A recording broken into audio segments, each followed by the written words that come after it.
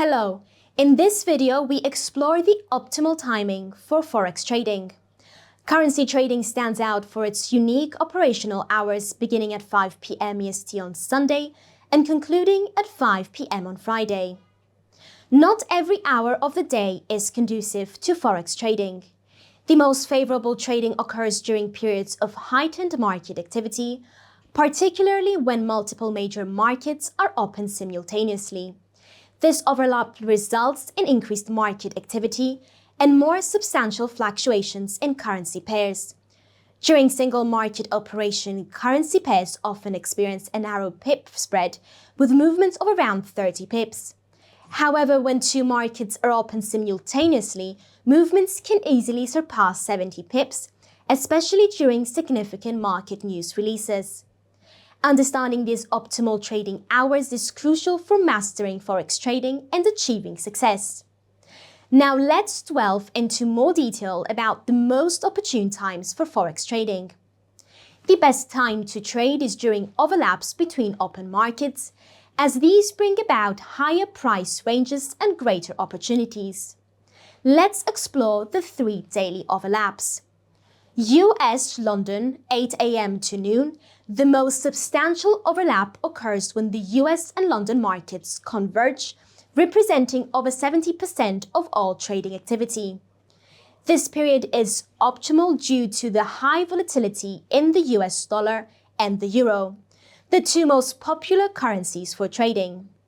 Sydney, Tokyo 2 a.m. to 4 a.m., while less volatile than US London overlap, this time still presents opportunities for trading in an environment of increased pip fluctuation.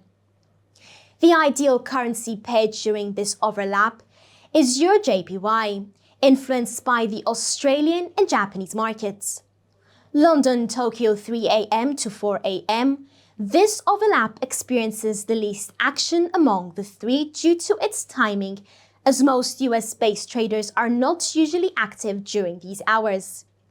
The 1-hour overlap provides limited opportunities for witnessing significant pip movements. That covers the essential information about the best times for Forex trading. Thank you for watching.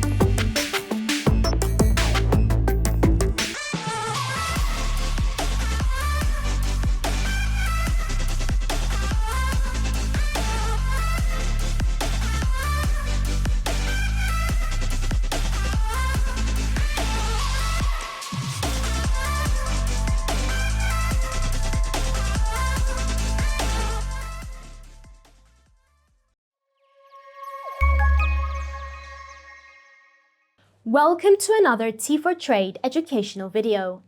This video addresses a common challenge faced by many traders: the difficulty of maintaining consistency without a clear plan or when relying on intuition. But fear not, we have insights and tips to help you establish a stable foundation in the dynamic world of Forex. The first and paramount step toward improvement and consistent trading is the development of a robust trading strategy. A well-defined strategy acts as a guide for your decision and helps you manage emotions effectively. To formulate your strategy, begin by selecting a trading style aligned with your personality and lifestyle. Whether it's day trading, swing trading, or long-term investing. Incorporate risk management rules into your strategy, including setting stop-loss orders and managing position sizes. Clearly outline entry and exit criteria to eliminate guesswork from your trading. Now let's delve into two critical elements that aid in refining your strategy and keeping you on the right track. Backtesting and maintaining a trading journal. Backtesting involves analyzing historical data to assess how your strategy would have performed in the past. This helps identify strengths and weaknesses, allowing for necessary adjustments. Maintain a detailed record of your trades, including the rationale behind each trade, the outcome, and your emotional state. This information is invaluable for learning from both mistakes and successes. Our third point emphasizes maintaining a growth mindset and embracing continuous learning. The Forex market is ever evolving, requiring a commitment to ongoing education for improved consistency. Stay abreast of financial news and economic events impacting the market. Continuously explore and learn about new strategies and techniques to adapt to changing market conditions. Engage with fellow traders through forums, webinars, and courses to share experiences and gain valuable insights. Now let's discuss two pivotal traits essential for consistency in Forex trading: patience and discipline. Emotion-driven trading often results from impatience and a lack of discipline. Avoid rushing into trades solely for activity's sake. Exercise patience and wait for your strategy's conditions to align. Discipline involves rigorously following your trading plan, steering clear of deviations prompted by emotions or impulsive decisions. Acknowledge that losses are inherent in trading. A disciplined trader accepts them, utilizing them as viable opportunities for learning. If you're grappling with inconsistency due to a lack of a plan or reliance on intuition, remember that a solid strategy serves as your anchor. Backtesting and maintaining a journal act as a compass to keep you on course. Keep learning, exercise patience, and cultivate discipline to confidently navigate the Forex market. Thank you for watching.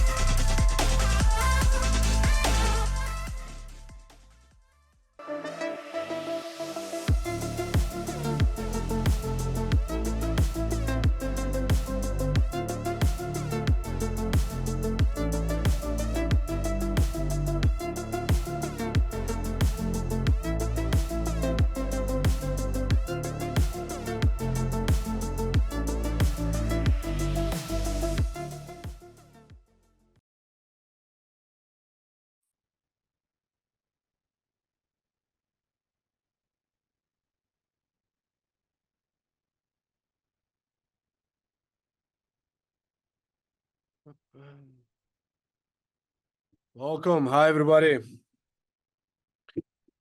Okay, I see people joining in. Sorry for the slight delay. I had to upgrade my password in Zoom. Let me fix up a few things, and we will be on our way.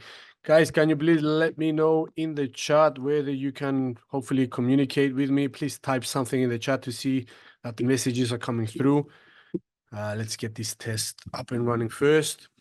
Please let me know also whether you can hear me loud and clear. That would be nice. Okay, people joining, that's good. Welcome. Hi, Joe. Thank you for the confirmation. You can also actually hear me loud and clear, and you can also see the first slide of the presentation. Give me a thumbs up, please. Okay, I see Jackson, Ryan, I see the banners, Joe as well, Michaela, Michael, I'm sorry. Yes, thank you for the confirmation, Joe. Yep. So a brief intro, and we're gonna be right on our way. Hope you are all having a lovely Friday. Super hot. Hopefully you're near the sea or something, or a pool that you can go and just jump in and cool down. Right where I'm here is kind of super hot. So yeah, thankfully we have air conditioning. So yeah, still people joining. Welcome guys, welcome. So in this webinar, we're gonna go down the path of technical analysis once again. Okay, more specifically today, we're gonna speak about the lovely indicator named ADX, or in other words, the average directional index pioneered by Mr. Wells. So it's going to be super fun, super easy to comprehend because let's be honest, who wants to complicate matters? This is a fairly simple to understand and comprehend kind of indicator, super insightful, at least from my point of view. I use it on a daily basis when I do technical analysis. Hopefully you will by the end of this session as well. So again, I'm going to try to keep it as simple as I can. But yeah, so without further ado, let's get started. If many people join, we're going to do a small recap for them for the time being. Let's kickstart the whole thing. So this is a quick risk warning and a disclaimer. We can read this at your own time. No need to go through the whole thing. The point is, this is for purely educational purposes only. This is not containing any sort of advice or investment recommendation. Again, this is for purely educational purposes. Now, so types of technical analysis. Remember in the past, I've kickstarted this whole series in order to, let's just say, pass on a few relevant information that people can use, hopefully, when they begin their journey in technical analysis. This is a split off of one of the two main categories, at least from my point of view, when it comes to technical analysis. This is the second branch. The first branch was charting analysis. In a sense, you go on top of the price action and you draw lines, which are, for example, or you can do channels and you can do trend lines. You can place support and resistance levels manually with your eye, looking at former highs, former lows, and setting those areas and highlighting those areas with the available tool that you have with your platform in order to, you know, keep an eye on the price action and see where it might stall, or there may be a possible breakout or a breakdown from where you see the price action reversing from, and all that kind of stuff. These are the tools. These were the tools that I mentioned earlier on that are pretty simple and basic, and you can deploy them at your own will when you do charting analysis. And again, I'm going to recap. You do trend lines, you do support and resistance levels, you do channels and all that kind of lovely, simple stuff in order to get a guidance of where the market is moving and how you want to approach your trading journey with that, whether you're going to go with the market, which is the obvious thing to do, or whether you're going to be a contrarian and wait for a reversal and capitalize upon that. That's up to you. So that was the first aspect or the first branch of technical analysis. Again, from my point of view, this is not written in stone. This is my way of interpreting these kind of things. The other branch is mechanical analysis. And here you can see in this slide, few of them, many, and there's multiple and many numerous kind of technical indicators that chartists use in order to make their life much more simple and their trading journey much more efficient. So this is a split off of mechanical analysis, which employs, in other words, quantifiable kind of metrics that spit out variables, which are In other words, the indicators that we use, those are computerized kind of algorithms. That's one way of conceptualizing that. When you apply them to your chart, they give you different information, whether that's going to be about momentum, whether it's going to be about a possible reversal point if you're using, for example, Fibonacci, whether the price action is merging with the long-term or short-term moving averages to see what is the actual state of the trend. There's many indicators. Here are a few, and there is a split off between those indicators of mechanical analysis that fall under the broad category of mechanical analysis. We have on-chart indicators and off-chart indicators. In the past, we have covered moving averages, Bollinger Bands. Hopefully, we're going to do Ichimoku soon. I'm not there yet. I'm going to come up with a webinar, hopefully, to discuss these issues. No issues, but these components kind of in a very simplistic way. And once you digest that simplistic point of view, you can use them at your own will. Afterwards, again, it's challenging topic, the Ichimoku clouds. There's a lot of things that go into it still. We also covered in the past Fibonacci's, more specifically retracement and expansions, which are on-chart indicators. Off-chart indicators, we have covered RSI, the Relative Strength Index, one of the most widely used indicators, captures momentum and the pace of acceleration or deceleration of a current trend or the price action. We have used the past moving average convergence and divergence, one of my favorite ones. Today, we're going to cover ADX. Hopefully, we're going to do ADX as well with it to see how they can be used in synergetic kind of way. They complement each other. They are pretty similar. They're not explaining the same thing. For example, ADX uses average true range, whereas moving average convergence and divergence uses close prices. There's a few details and that when you place them together, however, they enhance the way you study the trend of a specific instrument or the market in general. Okay, so the other one is momentum. Super simple. ADX today has some elements of momentum as well. It's a branch off, or it's a derivative, if you would like, of momentum. RSI as well. So I don't think there's a need to go into much more detail about momentum. Today, we're going to focus on ADX. Okay, I see still people joining. Welcome, guys. Hopefully you have a lovely Friday. We haven't started yet. We're just doing a small overview. Okay, hold on to your seats. We begin right now. Okay. Hi, Torsten. Hi, Tanmei.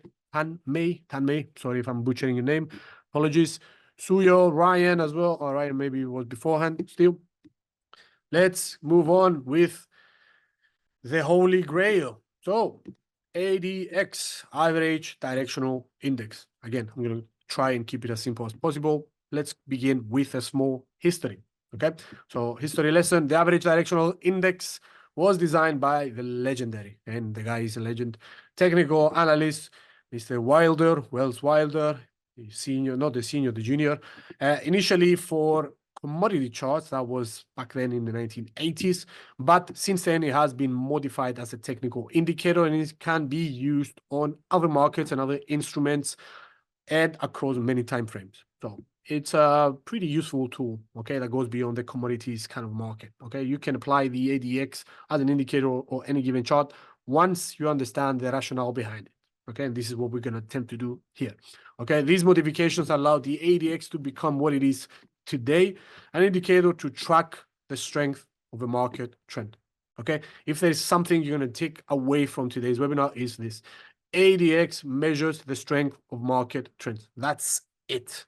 Okay, now we're going to do the small, now we're going to do over into the details. Okay, it also analyzes set trends with the aid of additional directional indicators, which are the other quote unquote components that have been added to the ADX, which is the positive directional index, the positive DI, and then the negative directional index, the negative DI. Fear not, we're going to see them soon. Okay, so Wilder introduced the ADX in his book back in the 1980s, 78, okay, 78, which was called New Concepts in Technical Trading Systems. I've read this book twice so far. It's super enlightening.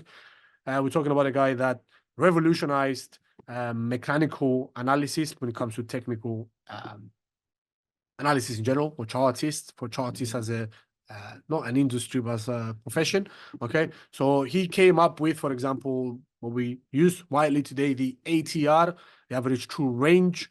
The relative strength index, the RSI, okay, comes from the same guy, parabolic SAR, but also many other different indicators, which again, these are considered to be the basic or the default kind of tools for people that start trading from the get-go, okay, because they're super easy to understand, okay, comprehend, and then put into action. I mean, the action part is obviously up to the trader. You need to adjust accordingly depending on your needs and wants.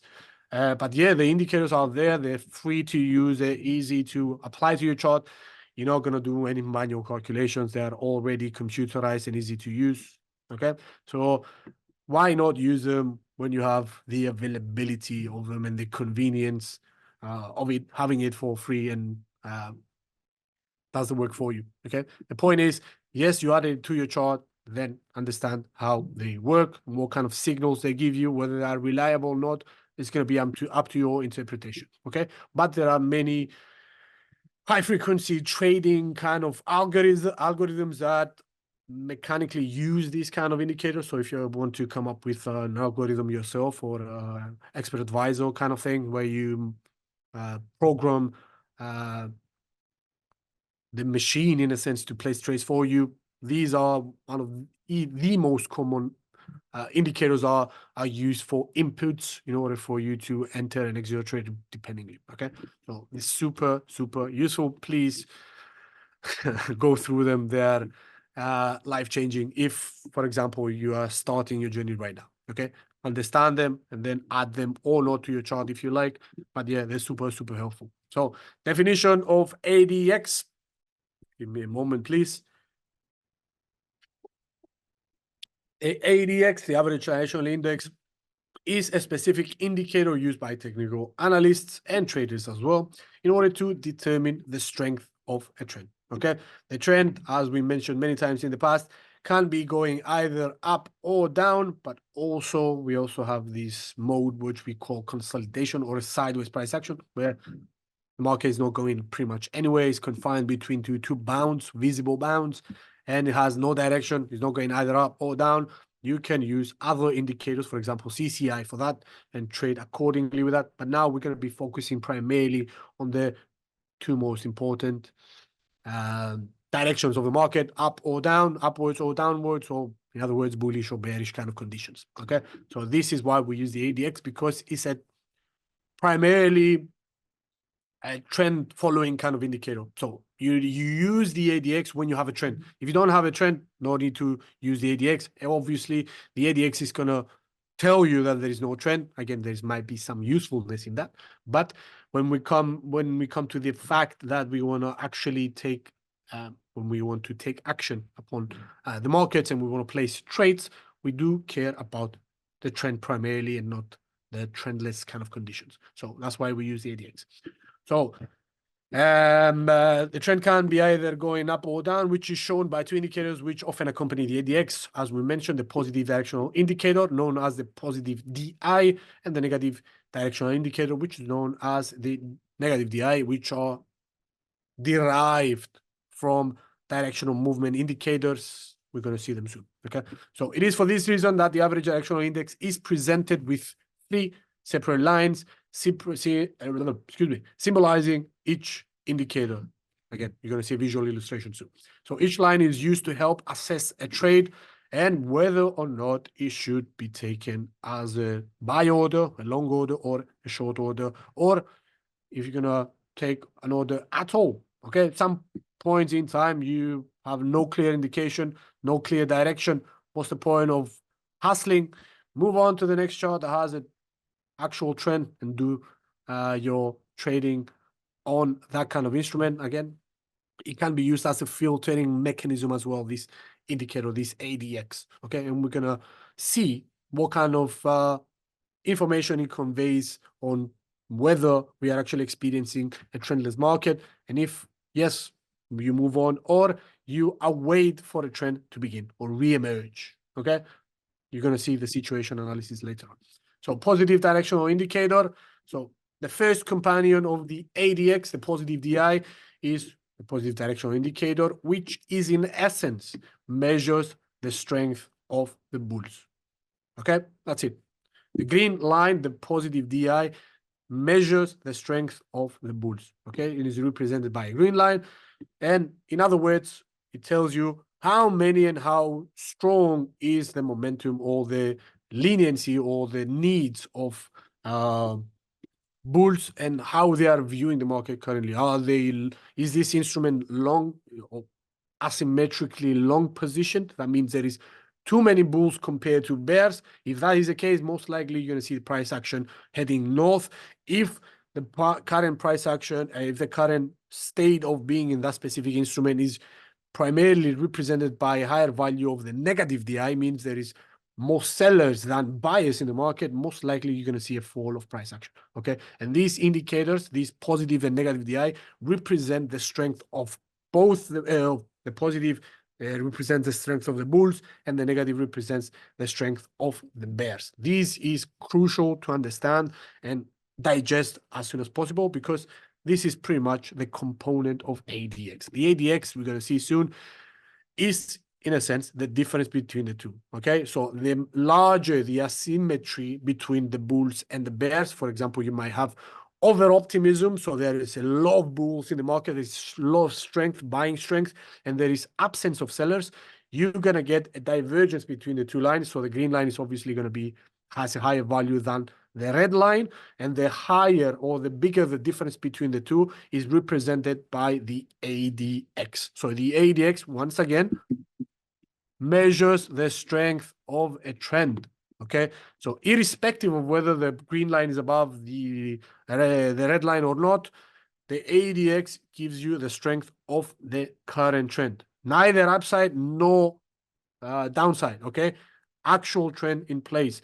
The ADX, a spike in an ADX, okay, value means that is a strength, an underlying strength in the current trend, whether that is upside or downside. The who is in control is set or is shown by the positive and the negative DIs. You're going to see it again visually soon. So therefore, when you have a positive DI or a directional index has a higher value than the negative DI, it is interpreted that the bulls are in control of the move. I don't know if you can see my mouse pointer here. Let me get the laser pointer. Okay, I'm somewhere in here. Okay, so when you have strong values of positive DI higher than the negative DI, bulls are in control. Okay, so the larger the value of the positive DI, the wider the gap it will be shown in the ADX indicator, and the negative DI with the higher chances that the bulls are in control and they are still willing to push prices higher, assuming that the ADX is also picking up as well. Okay, you see. Again, remember, the ADX does not care which line is on top. Okay, whether you're going to see the positive DI above or the negative DI above, it doesn't care. The ADX is going to pick up anyway if there is a large deviation between the two values, if there is an asymmetric representation of either the bulls or the bears. Okay, so the ADX is the indicator that measures the strength of the trend. That's it. Please do not confuse this. It's super, super simple. It's merely representing the strength of the move, either to the upside or the downside. Whether it's going to be up depends upon the other two lines, the green and the red, the positive DI and the negative DI. Okay. So thus, as a rule of thumb, buyers seek out the larger or the positive DI value compared to the negative DI value, sometimes multiple highs above that. For example, a positive DI is going to have a value of 30 and negative DI has a value of 10. So this 3 times higher the buying pressure compared to the selling pressure.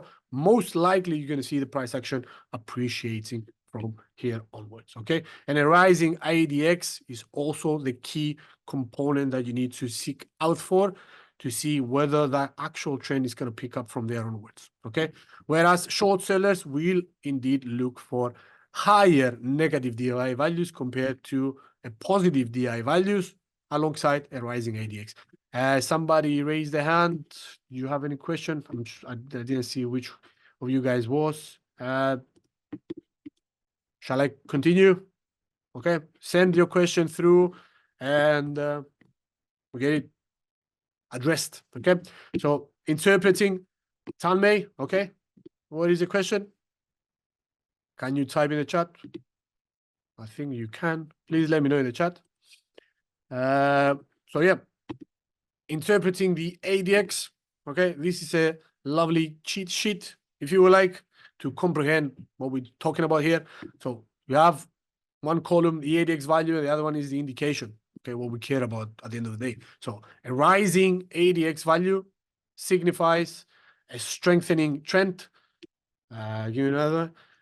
Yeah, I'm going to address the question right now. Is this a lagging indicator? Of course, yes, because it uses past data. Nothing, pretty much, I haven't come across a reliable leading indicator for the time being. My leading indicator is on the fundamental front. I look at those kind of indicators, which are not computerized, but still, when it comes to technical analysis, leading indicators, I don't know. The ADX is pretty good at picking up subtle and not subtle, but obvious strengthening of either the bulls or the bears are visually represented there.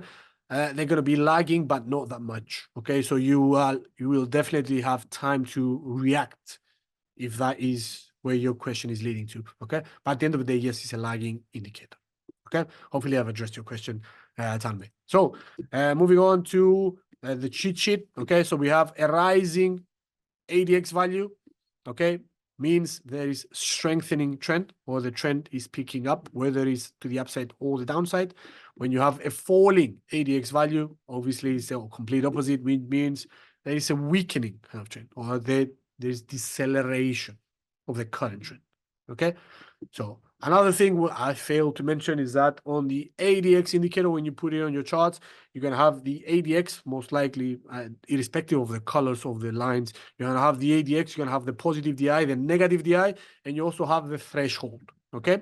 Threshold is set and is most of the times fixed at the 20 kind of area, okay? Signifies as is the threshold of whether the trend is strong enough or not. So an ADX value below 20. Now, why the 20? I'm not quite sure, to be honest. But it can be adjusted to 20, 25, 23, whatever that is.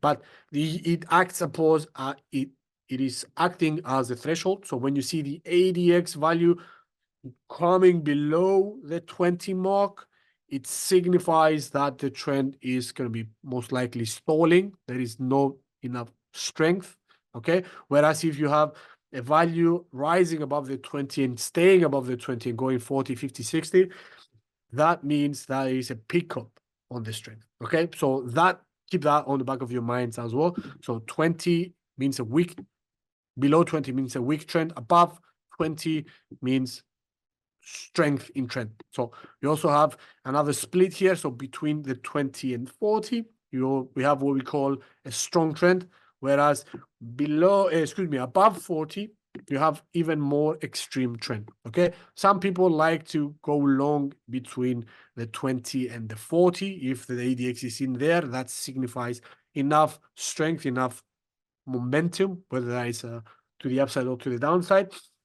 And they start to close the positions when you see the ADX value going well above the 40, excuse me, extrapolating that, you know what, at some point in time, the bears are going to enter the picture, or the bulls are going to enter the picture, depending on the market is going. And you're going to see a reversal, or at least the slow deterioration of the trend. Okay, so they use the ADX also to optimize their exit.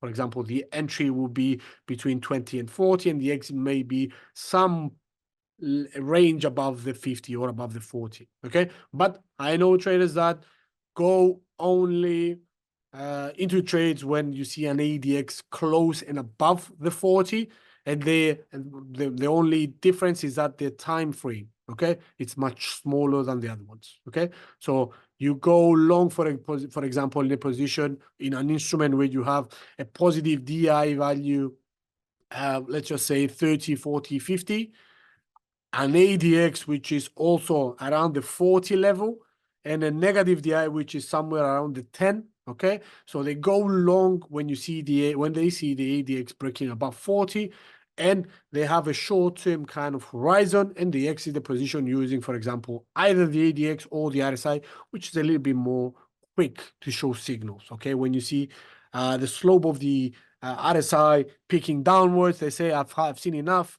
I'm going to take my 3, 4, 5, 6%, whatever that is, or 10% and get out of the picture. They are, in a sense, capitalizing upon the momentum of everything. Okay, the strength. They take positions on the peak, which is, if you have not done this, if you have not practiced in the past, it's kind of a weird place to enter a position and get yourself on the opposite side of the trend, and you see quick retracement from there onwards and you stay with losses. It's much more riskier. It's not suggested. Most people go for an entry point between an ADX of 20 and 40, and they exit when you see deterioration of the strength. Okay, I've seen people go into position when you see the ADX just breaking above the 20 super early, and they say, I want to sit in this trade for as long as possible. I'm expecting the ADX to take place, and I'm expecting the ADX to strengthen up and push the prices to, let's just say, to the upside. I'm going to be an early bird, and I'm going to capitalize upon the entire rally. Okay, it is up to you. Okay, the point is, understand what the values are signifying with this lovely cheat sheet here. Okay, so what is the next slide? Okay, this is a complete breakdown of the components of the ADX. I don't think we're going to need to spend a lot of time in this. This is super nitty-gritty details. These are not going to be done manually by you. These are the settings that are computing, okay, how the ADX is computed by the system. Okay, only need to know a few steps out of the whole thing. Let's just go ahead with, for example, how the DI and the positive DI and the negative DI are computed. The point here is just to understand what are they telling you rather than just fixate upon how they are calculated. Even though it's beneficial, it's not that much. It doesn't add that much to your knowledge. Okay, so start by calculating the positive directional movement, not DI, directional movement, DM, and negative DI, and use the true range. Remember at the first slide of the presentation, I mentioned that the ADX is using true range, okay, compared to the MACD that uses close prices. In a sense, what is true range? True range is the highest that the price action has gone over the past, let's just say, X amount of periods, okay? The highest high, we're talking about the peak of the week, the top that it has, even though it has closed lower than that, and the lowest of the low, okay? It calculates the difference between the two values, so the lowest of the day and the highest of the day, and you average that out as you go backwards because it's a lagging indicator. You compile information from the past. So you use the highest of the prior day and the lowest of the prior day, okay? And you sum up all the X amount of prior days and you get the number of the ADX, whereas the MACD, it summarizes the prior close prices, okay? Not the open, not the highest, not the lowest, but the close prices, the closure low. Okay, this is the main difference between the two. So the ATR by default is going to give you much larger values than when you use the close price. Hopefully I'm not confusing you, but this is why I mentioned not that helpful to go through the nitty-gritty details. Again, we're going to go through the basics. So start off by calculating the positive DM and the negative DM. So the true range for each period you're analyzing, whatever that is, whether that is going to be 14 periods, it's going to be 10, or it's going to be 50, up to you. The indicator, if I'm not mistaken, uses 14 periods, much like the RSI. For the past 14 periods, you calculate the positive directional movement and the negative directional movement, which is in a sense what? So positive DM is the current high minus the previous high. How far is the price action went in today's session versus the prior one, okay? Minus the prior one, excuse me, the price session's high. The negative one is the previous low minus the current low, okay? So you see, you get, in a sense, what we call range. How far has the price action went between the day, okay? So you can use the positive DM, the directional movement, when the current high minus the previous high is larger than the previous low or the current low. Okay, so in a sense, you use the positive DM when this equation is larger than this. This is pretty much what the calculation is. Okay, so you use the negative DM when the previous low minus the current low, this one, okay, is larger than the current high versus the previous high, this one. Okay, so it's a comparison between the positive DM and the negative DM. Okay, the previous highs and the previous lows. Okay, so the true range is the greater of A, the current high minus the current low, B, the current high minus the previous close, or C, the current low minus the previous close. Okay, the reason when we say previous close is most likely if the price action has not went below the open of the day, that means there is no wick, therefore there is no new low. That means the open price is the lowest value of the day. Okay, so that's why that's how you calculate it. Okay, so you go ahead afterwards and you smooth your period averages. Again, remember we're talking about 14 periods, and you get averages for the positive DM and the negative DM, and also the TR, the true range, and that's where you get the average true range. Where is it, the ATR? That's how you get the ATR. Okay, so then you insert the negative DM and the positive DM values to calculate the smooth average of those. Again, we're not going to go into further detail upon this. Understand it uses true range. That's it. Highest of today's high minus the highest of yesterday's high for the positive DM. The lowest of yesterday's day minus the lowest of today's day. Okay. Again, this is computerized by the system. No need to do this kind of calculation. Okay. So that's why we're not going to spend any more time on this. How much time do we have, by the way? Okay. Halfway there. Okay. So takeaways and what to look for. Now, the average directional movement as well as the negative DI and positive DI indicators are momentum indicators. Remember I said in the third slide, when we had the breakdown of mechanical analysis, these are momentum indicators. These are lagging indicators. Best you can have, of the bunch. And they are used to help investors determine the strength of a trend and the trend direction. If there is any key takeaways that you can get from this, is that ADX measures the strength of the current trend. Positive DI tells you the strength of the bulls. Negative DI tells you the strength of the bears. Those are the stuff you need to remember. Okay, that's pretty much it. Excuse me. Again, the average directional index projects market price and is clearly seen when prices move up. You're going to see positive DI coming above the negative DI. And when the prices move down, you're going to see the negative DI below the positive DI. And when there are crosses, okay, this is one important aspect of the thing. When you have crosses between the positive and the negative DI, it can and it does signify potential trading signals. In other words, whether a bearish or a bullish market emerges. So conceptualize this in this manner. So you have for a X amount period of time, for example, a week, you have a positive DI value above the negative DI value. That means that the bulls are in control. Okay, most likely, if you look at the price action, you're going to see it moving higher and higher, no matter what the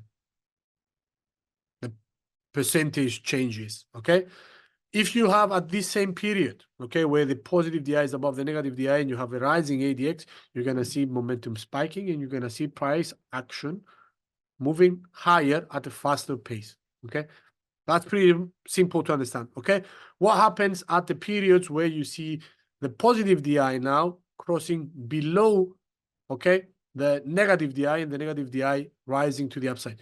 That, in a sense, signifies to you that the bulls are no longer in control and there is a shift in trend. This is what we care about. Okay, these are the periods or the segments where we pay close attention to when you have crossovers between the two lines, because they signify change in a possible change in trend. Okay, now whether the ADX is going to pick up and follow from there onwards, this is what we care about. But firstly, we raise our flags and we signify that point in time where we saw the crossover between the positive DI and the negative DI to, again, because it told us that the shift has taken place. The bulls are or the bears are no longer in control. The opposite party took over. Now what we are waiting for as traders is for the ADX to pick up in order for the price action to rally or fall, depending who is on control, and capitalize upon the shift of the trend.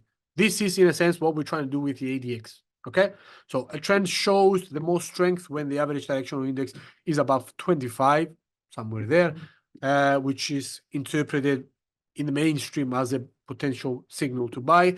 And a trend is weak, or the price is considered trendless when you have the ADX that reaches the 20 and goes below it. This is the cheat sheet we discussed in the previous slide, which, again, this is according to the observation of its creator. So if we're going to take into account what information does it give us, obviously we're going to take it right from the source, the guy that created it.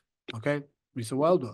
So keep in mind that if ADX is below 20, it might not be the most ideal time to enter the trade. Most of the times is a clear signal to just stay out of this position and go find something else. Okay, or you're gonna flag this and set, for example, alarms when you see a pickup in price action. It's going to notify you, you know what, the ADX is picking up. Now I'm going to pay attention to, but most of the times, if the ADX is below 20, no need to do anything, okay? It signifies that it's a trendless market. It signifies that it's consolidation. It signifies that it's a sideways price action taking place currently. No need to get there and just scalp the whole thing. Just I'll wait for the trend to emerge and play afterwards, because you need to have in place, hopefully you do have in place, is a correct and a aiding kind of money management perspective as well. Okay, assuming that you have an X amount of money in your account, you're not going to be placing, for example, 50% of it on an instrument that has an ADX value below 20, and I'll wait for the price action to for the ADX to pick up in order to capitalize upon that. You do have the option to not go into the position, okay? Find something else that is actually trending and capitalize upon that. And when that instrument you have found is actually picking up and the ADX is picking up, or the bulls are, for example, in control and they're driving the price action higher, capitalize upon that market where you have enough momentum, not instead sitting ducks on your trade and just awaiting when it's going to break out or move to that direction. Okay, it's much more logical to do this. Okay, again, it's up to you, up to your trading strategies. So another thing to remember is that if the market presents itself as not following a specific trend, this does not mean that the price isn't moving. And there is lots of occasions where the ADX is flat, but the price action is heading to higher ground. Divergence is something you need to pay attention to as well. Okay, it's not that common, but it arises from time to time. You can pay attention to that as well. Rather that it could be making change in the direction it is not currently present. So if you spot indeed a direction where you see the price action heading north, okay, moving upwards, the ADX is not picking up, but the price action is moving upwards, maybe that it's an early indication that, you know what, the ADX is going to pick up, because you see the sequential, okay, rally of the price action is going to manifest in the ADX, because remember, as Han Mei mentioned earlier on, this is indeed a lagging indicator, okay? So it needs some time to compute the prior move and then show you that indeed the movement has picked up. So if you spot indeed a direction, maybe it's worthwhile paying close attention to this and capitalize upon the ADX rallying from there onwards. Okay, these are a little bit more quote unquote sophisticated. Spotting divergences is something you need to train your eye to see, but they are super helpful indeed to spot if you practice enough. Okay, and we have done this in the past with the RSI. We have spotted RSI divergences, and the price action was indeed saying something else. And for example, it was at the rallying market, if I'm not mistaken, we saw that with either Google or Apple 3 or 4 weeks ago, where the market has been super optimistic. The market has been making headway. Yeah, it was making fresh highs, but at a slower pace.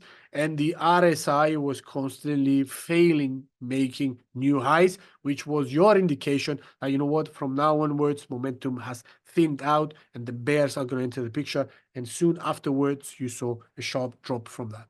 Okay, so divergences are super important.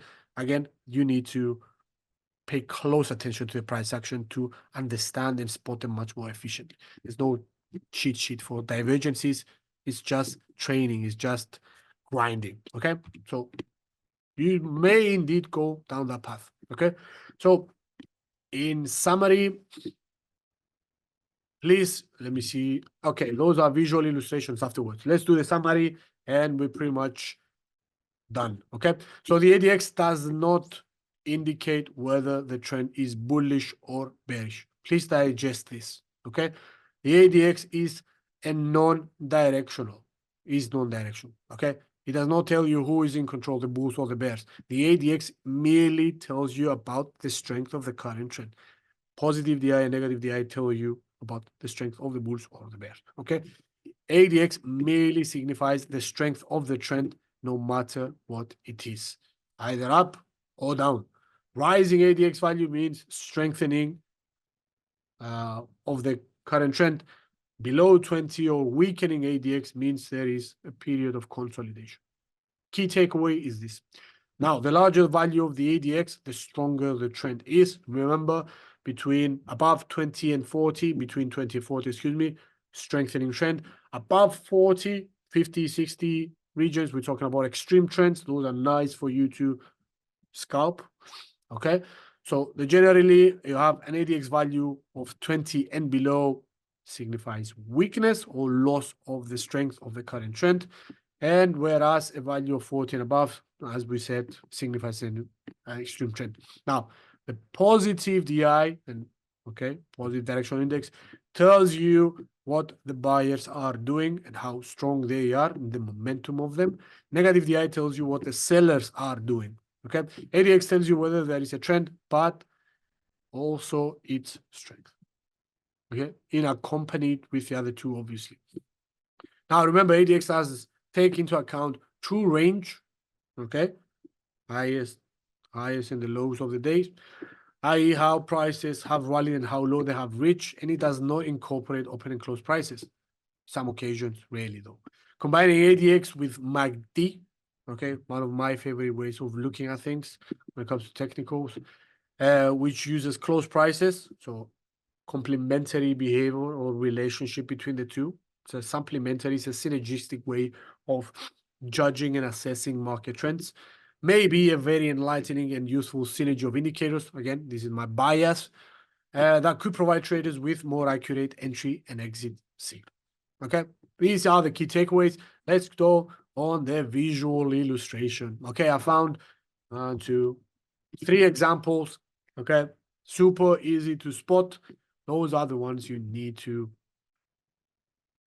use as templates, okay, when you look at price action of any given instrument, okay, or at least identifying the signals beforehand, are waiting for this to manifest, okay, may or may not. What we do is garner up, or let's just say safeguard or pick up as many points or percentage points of probability in our favor in order to place a trade. Remember this, we are dealing with probabilities here.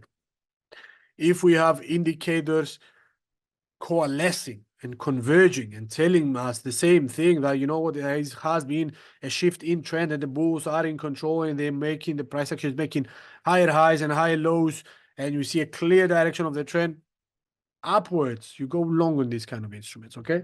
But you need to see this convergence. Okay, you need to see clear signs that there is indeed a shift in trend, that there is, for example, that their bulls are indeed in control and they're pushing price action to high ground. Now let's attempt to spot them on a chart. Okay, now remember previous few slides we said we do care about the crossovers. Okay, the crossovers between the positive DI and the negative DI are important, okay? In this kind of case, I'll mark this kind of area right here, this 15th of February. What instrument is this? We're looking at copper, okay? Copper futures. At that point in time, we saw a crossover, okay? Early signal, yes, pay attention to this. This is what, how we conceptualize this when it arises. When you see the green line coming from below the 20, the positive DI coming from below the 20 level, the dotted line here, okay, crossing above the 20 level with a lovely slope, and the negative DI, the red line, crossing below the 20 at a sharp kind of slope as well. That means there has been a shift in those that hold the initiative, okay? So we passed the initiative, the initiative was passed from the bears towards the bulls, or the bulls have taken it. That's another way of saying it, okay? And now the bulls are in control after this period of somewhat stalling price action, okay? This is maybe interpreted as a sideways kind of fashion, okay? You see prices bouncing between this level and hitting a ceiling above here, okay? So we move from a consolidation phase into a shift in the actual trend, okay? And it occurred at this point in time, 15th of February, irrespective of whether it was. The point is, you see, again, divergence between the two, the gap between the two widens, the bulls are in control, positive, strong values of positive DI, negative DI plummets below the 20, signifying weakness of the sellers or absence of the sellers, where positive DI tells you bulls are piling in long positions and there is a lot of strength. So this is early sign, okay? I'm paying attention now. I see a divergence, I see a crossover between the two. When do I place my long order in this? Is, from my point of view, is when you see the pickup of the ADX, okay? Somewhere in this area. So the confirmation came when the ADX traversed from a low reading of, I don't know what this is, maybe 13, 15, whatever that is, crossing above the 20 and sloping upwards. The slope is also important, how steep, okay, it is. Okay, there's many times that is fake outs, but we're not going to go into that. But the slope of the ADX gave me the indication, you know what, the strength, the trend is strengthening, the bulls are in control, and their momentum or the strength of the trend is in my favor if I want to go long. So after this happens, I'm going long, and I'm awaiting when, for example, that's one way to exit the position, when the negative DI once again crosses up the 20. Okay, that means the strength of the bulls is into the picture. Excuse me, the strength of the bears. The bears are indeed entering the picture. Okay, in other words, and when the buying strength, the DI, also plummets, okay, moves lower, crosses below the 20. In a sense, you want to see the opposite scenario taking place if you want to have that as an exit. Or you can use, for example, RSI or MACD or just your eyes to close the position once you see it, once you feel that this move has been over exaggerated, okay? And we're talking about copper here. You went from 3.8 $3.80 up to $5 approximately. So substantial gains there because the sellers were absent and the bulls have reigned uninterrupted. Plus the strength of the ADX. We have an extreme value of ADX here of what, 60 and 70, signifies supreme strength, supreme optimism, which in most cases does not last long. And this is one of your signals that you may need to just take your stuff and leave, because most likely afterwards you're going to see a sharp correction. Okay, remember the lesson we have done in the past. Price action tends to move in patterns and trends, etc., and all that kind of stuff, but there is unwritten rule, the one that we call, there is, I'm going to say absolutely most of the time or all the time, the concept of the reversion towards the mean. Okay, that means price action, if it's exceeding and is moving way above the prior session's levels, sometime is gonna have to correct itself because there is over exuberance. When there is over exuberance, most of the times a correction follows. It is not a law, it's something that has been observed throughout the years in financial markets. Okay, when you see something going up for too long, some point in time the bubble is going to burst and price action is going to correct to where it should have been in the first place. Okay, without the excess momentum and super optimism. Okay, so what we've discussed here is when to pay first initial attention, and then when you get the confirmation to enter a position long. Okay, crossover is where we pay attention. You know what, I'm going to be looking closely at copper to see whether the bulls are going to remain in control. Once you see the ADX picking up, signifying and stamping in a sense your assessment that bulls are in control, the strength of the trend is underway, I'm going long and I'm capitalizing upon this rally, this lovely rally.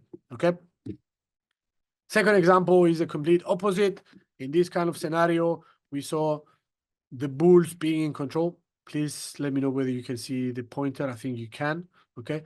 You see bulls being in control, the ADX picking up yet something at the 440 level, then flatlining and then coming back down, coincides with what the price action has been doing. But after this, and listen and look closely when it did happen, after an earnings call, for some reason, this earnings call of Snowflake has been positive. They have been beaten both their EPS and revenue targets, but for some reason, market reacted negatively to this. I'm going to assume that most likely it had to do with a negative outlook. So not what has happened in the prior 3 months, which is what the earnings report is containing in a sense. Okay. Most likely the company has released that, you know what, over the next 3 to 6 months, we don't see enough growth in our company. We don't have higher targets going forward. That is not good news for investors. They see, you know what, enough about Snowflake. I'm going to exit a position now because from here onwards, I'm not expecting to get higher prices stemming from positive earnings. That's why maybe you have seen this negative reaction, or it might have been a technical reaction. Who knows? In this kind of case, we saw a sharp pickup of the negative DI. That means a lot of sellers in the picture and no sellers whatsoever, no buyers whatsoever.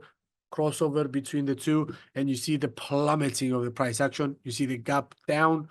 No way you could have captured that at that point in time. Some people do probably in the pre-market, but in this kind of cases, price action in the aftermarket, excuse me, no pre-market, the price action falls like a stone. Okay, no way you could have got that if you're trading on a daily basis. Okay, on a daily time frame, I mean. Okay, maybe the best you could have had is go short somewhere in here, capitalize upon the fall, because you have the early indication that the bears entered the picture, the buyers exited the picture, they are nowhere to be found.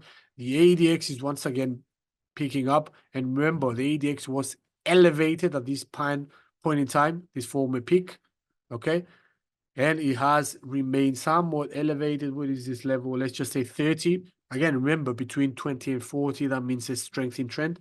In this kind of case, it's a radical shift in trend. Prices are plummeting.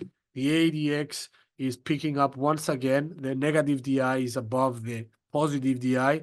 Positive DI is below the 20. Again, signals supreme selling strength.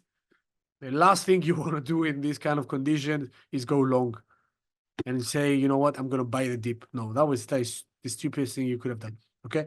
Understand what the technical indications are telling you. No way to go long in this after you see this drop. Okay. See the ADX. The ADX is telling you bears are in control. They are not done yet. They are going to keep pushing the prices to lower ground. Okay. And they have done so. And afterwards, after some time, you see the ADX falling. Okay. That means there is deceleration in the strength, or is weakening trend. You see the ADX plummeting below the 20, signifying non-trend conditions. Okay. Sideways kind of action. And you can clearly see that from price action here, okay? Below, coming here, and you see how low the ADX has gone. Trendless conditions, no need to go into this position, okay? So this may be your signal to exit the position once you see the ADX plummeting below 20, okay? So you could have gone short somewhere in here at best, okay? And you close the position once you see the ADX plummeting below the 20, signaling weakness in trend or no trend conditions. Therefore, you could have interpreted this as, you know what, there's no enough trend, there's no prices not gonna fall much more at a faster pace. What's the point of staying in this long position short for the foreseeable future? I'm going to exit the position. I'm going to capitalize. I'm going to realize my profits. I'm going to move onwards. And when these same conditions arise once again, a pickup of the ADX, much like you saw here, I'm going to go short once again or long, depending on the situation. I mean, open the position and close them accordingly. And you can see the signals here. I'm just laying it out for you, rather than just going short and saying, oh, you know what, I'm going to stay short forever. Okay, you could do that, but you have at the same time in this kind of period where you saw inaction, you could have flipped to a different chart, different instrument, and capitalize upon a rising ADX kind of value where you could have gone either long or short depending on the situation, rather than just staying in this trendless fashion forever. Okay, at least that's one way to go at it. Okay, and moving onwards, you see trendless conditions taking place. Yes, the bears were in control. The bulls were also in control. There was a crossover, but look at the ADX. ADX is plummeted. No shift. Maybe there is a slight shift in the strength between the bulls and the bears, in the dynamic between the two, but there is no strength of a trend. So no way whatsoever this would have been a signal for going long, okay? Because the ADX is depressed. The ADX is plummeting, okay? Where it would have been a lovely position to go short once again in this kind of situation is this. Again, in this kind of case, negative earnings is signified in red, may have missed something out of the two, or both the EPS and the revenue targets, as they have expected in the prior kind of announcement. Confirmation comes. You see bears re-entering the picture as they got the confirmation that, you know what, in the past we saw Snowflake underperforming. We got the confirmation from the earnings call. There's one way for this stock to go, which is down. They're not performing good. Short the stock. So in this kind of case, once again, bears enter the picture with strong momentum, okay, strong selling pressure. Bulls are nowhere to be found. Once again, cross below the 20 and plummet to the 8.8. And look at the difference between the two. Look at the negative DI with the positive DI, okay? Negative DI is at 45, positive DI is at 8. I don't know how many magnitudes or multiples higher that is, but there's only one thing in my mind. The bears are in control.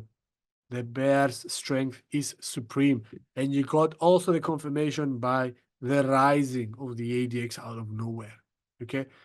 Selling pressure was supreme. So go short, for example, when you see the ADX picking up from 20, okay, which is somewhere, let's get somewhere approximately in here, okay?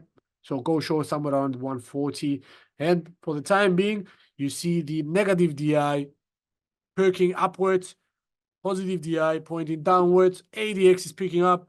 There's no other trade to take here. It's short and stay short, okay, with this kind of trade.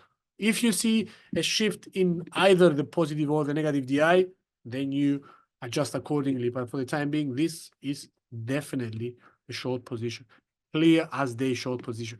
And you also got the confirmation from using your charting tools. You see a former high here, okay? You saw higher lows, one here, one here, one here, and one here. Higher highs also, 2, 3. From there onwards, however, you see the peak, fall, new low, new low. This is the new low, okay?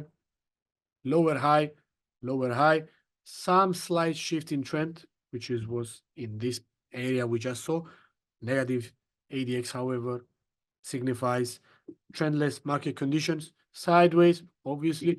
And from here onwards, once again, you see spike in selling pressure. Price action moves to lower ground. Price action, excuse me, does not break above the descending trend line. Second confirmation that the price action is going to fall to lower ground. I can go on and on and on. If I have had placed an RSI and a MACD, you're going to get a convergence of indications as well. So it would have been maybe 5 out of 6 indications that this position needs to be taken short. More than enough for me. 5 out of 6 indications coalescing together, short, capitalize upon the downside. Okay. How much time do we have left? Well, not much. So going lastly to this final example. Hopefully we're going to have enough time in the next week's webinar. We're going to do base case scenario. We're going to do all the indications together to see what I mean in practice, what I do in practice. In this kind of scenario, we have a visualization of the ADX flatlining, which is an indication of a trendless market. Yep. You see the ADX line below the 20, somewhere in this region. Look at it. Never crosses the 20 up until here. Okay. But still, there is not enough indication, or there is no indication. There is no enough interest from either the bulls or the bears, irrespective of who is in control. Okay. In this point in time, the sellers were in control compared to the buyers. What has happened to the price action? Nothing. Okay. Slipped a little bit. In the grander scheme of things, comparing this with this move, this volatile move, which is, what is this company? Sagimet Biosciences. Never heard of this before. This is trendless market conditions. Okay. And this is the prime example for you to avoid entering the position. Okay. Unless you want to go long near the bottom and cover the position or close the position near the top. Okay, you can do that. You can scalp the channel bottoms and tops. That's one way to do it. But if you want to go and trade with the market and trade with the trend, which is the most beneficial way of trading from my point of view, you stay out of this position up until you see clear indication that the bulls are in control and they have strong momentum on their side. The ADX is picking up and the sellers are out of the question in order for you to go long in this kind of scenario. But this kind of scenario, see, yes, there is crossovers between the two, many false signals. You see the bulls taking control, then the bears taking control, the bulls once again, the bears once again. Endless shift of the trend, the law of the initiative, but no clear trend, no strength in the current move. Okay. And it's signified by the plummeting ADX, which is below the 20. So use the plummeted ADX as a signal for you to stay out of these positions, these trendless conditions. Okay. Up until you see a clear break above or below this former channel. Okay. So easily for example, from TradingView or forever, from whatever platform you are actually using, you could have easily placed an alert, okay, on the upper bound of this, what we call channel here. For example, I want to get alert once the price action breaks above the $5 kind of area. And I want to also get alerts when the price action falls below the 3.8, okay, or $3.80 area. So waiting for either this or this, okay, either a break above or below of the price action. Plus, from here onwards, you're going to well, ideally, you want to see is rising ADX and accordingly a larger ADX value multiples higher than the negative DI or larger multiples of negative DI compared to the positive DI. Okay, pretty simple to understand. Yes, you guys have any questions? If not, we're gonna close this right now. Unfortunately, because I have to go out and write some lovely reports Friday afternoon. If you have questions, please send them through right now, guys. More than happy to answer them. If not, gonna see you next week. We're gonna do a webinar based case scenario. Gonna lay out at least my point of view of what constitutes a good trade or a bad trade, where to stay in and where to stay out of a trade, where to enter, when to exit, taking into consideration all the technical indications, technical analysis tools that we have in place, do charting analysis. It's going to be a little bit like a trading session. Trading session is going to be on the next 2 Fridays after this, where we're going to go live and do this together. But yeah, next week is going to be analyzing and setting up the plan, okay, before placing a trade. Okay, what do I need to see before I go long or short on a position? Okay, how much chance do I have for it to be on my side or not? Okay, am I willing to risk, for example, 5% to get 25%, or am I willing to risk 5% and gain 6?